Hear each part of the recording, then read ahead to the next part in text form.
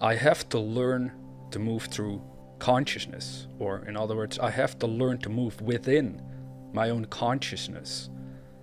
What do I mean by that? Well, let's look at it like this. I can close my eyes. I can imagine standing somewhere other than where my physical body currently is standing. Then, once I open my eyes again, I'm back to where my physical body is. However, I had the acute sensation as if my spiritual body, so to speak, was standing somewhere else. Where was it standing? Well, I stood it right on top of my desires. I placed my spirit where I want to be physically. Yet now I open my eyes and physically I'm not there. So I might feel frustrated in life. Well, that is what happens with everyone out there, including yourself. Whether you're aware of it or not doesn't really matter. I hope you become aware of it through these lectures. But what I'm talking about is the people in general have goals and desires and dreams that they want to achieve, but then because they feel like they can't have it, they get frustrated and perhaps depressed, or they lose all hope for a better future because they can't see how it could ever happen for them or how they can make that true. A marvelous vision from within, right? You have dreams and goals, they start within your own consciousness. Now we have to learn to move our spirits towards those dreams, to place them in the vicinity of that dream, to actually become one with the dream. So the dream starts to move into form, it starts to become expressed with and through the body itself, through our actions. Now, moving within consciousness, how do I use it? Well, I have tested this out over many years, and even I still make mistakes when the physical world starts to hypnotize my entire soul itself and I lose my ways. But every time I find it back, I find my way back to the light. This I already know from myself personally. It isn't always a fun journey, but it is what it is. I guess it's part of being human and learning how to work with our own consciousness itself. Well, right now, for example, the goal of sobriety that I can talk about is also a movement within consciousness. Because when we talk about a radical change within ourselves, within the way we approach life and look at life, we're essentially talking about moving within our own consciousness to a different state of being. This is what I have to do every day. No matter what I want to achieve, I have to mentally, inwardly place myself where I would be physically if my goal was now a reality. Now, once I do that, I have to obey that state. I have to learn to trust in that state and act according to what the state inspires me to do. Because if I don't do that, well, then the body itself, stays where it is. But it's this compulsion, these ideas that start to flow out of our inward states that ultimately change the reality that we are now living. This has also happened to me when I'm lucid in the dream world.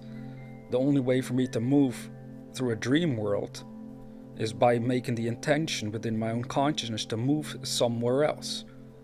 Well, this is all happening right now in your own life as you're going through this physical experience. You can't do anything unless you thought of doing it. Whether you're conscious of that thought or not doesn't even matter. Now, this can be shocking too. There might be stuff in your life that has happened and you're like, I never thought of doing this, I never thought of having this, but yet it happened, Renil. How do you explain that? Very easy to explain, for me at least. The fact remains there's so many ideas in consciousness on a, subconscious level that we're not aware of that are controlling us.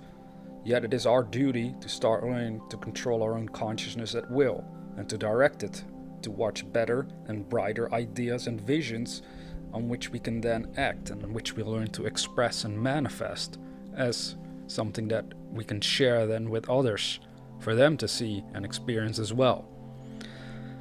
A movement within consciousness is very, very simple, yet it might sound difficult. If you have goals and desires in your life that you want to achieve, what I suggest you do, and I hope you take it serious, is to close your eyes. Well, you don't have to do it right now, but later on. Just try it out. Close your eyes and imagine you're standing in the sort of circumstances that would be in alignment with your fulfilled desires. In other words, if it is a career goal, wealth, health, I don't care what it is, relationships, If you can place yourself mentally there and really feel what it would be like if it was true, well then watch what happens. Your emotional state will change. You will feel better if you are honest and you make an endeavor to do it, to place yourself mentally where you want to be physically. You will change your emotional states. You will feel better. You feel more hopeful, more excited about your own life all of a sudden. But then when you open your eyes, you're confronted with the current reality again, where perhaps those ideas are not yet manifested. Now here's what we want to do. Here's what we want to grasp. We want to grasp that we want to carry that emotional state that we invoked around. We want to keep that one alive. That part has to stay alive within our own consciousness no matter what we observe, because once we do that, it's the emotional states that starts to sort of color our own thought patterns. They start to attract the ideas that we need in order to improve our lives. It is the emotional state where you feel your desires either increase or decrease. Now, a decrease in desire, where a lack of desire will cause anybody to stay stuck.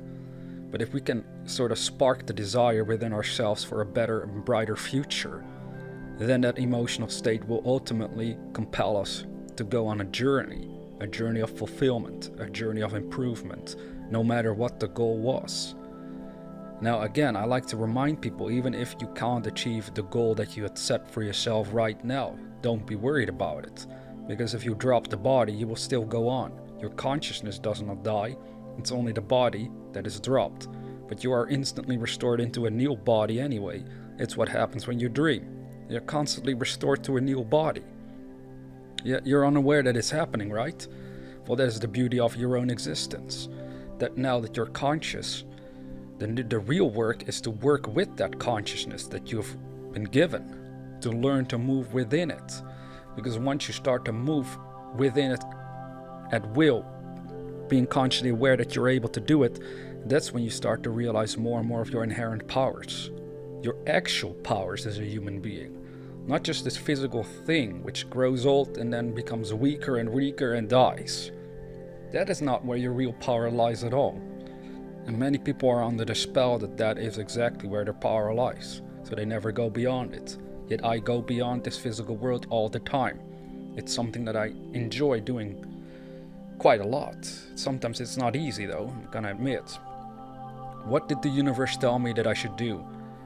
Stop thinking about what the world thinks of these ideas and start obeying my voice instead, so I do it. I will dedicate all my lectures and what I do as if I'm talking to God. Like right now. It's like I'm communicating with the spirit of the universe, and that is the only thing that really matters. Once you reach that point within your own self, that you're aware that you can move within your own consciousness, you realize in your own world as well, that it doesn't really matter what happens outside of yourself, you can still move away from it mentally. And once you mentally move away from something, physically you're compelled to go towards that mental state.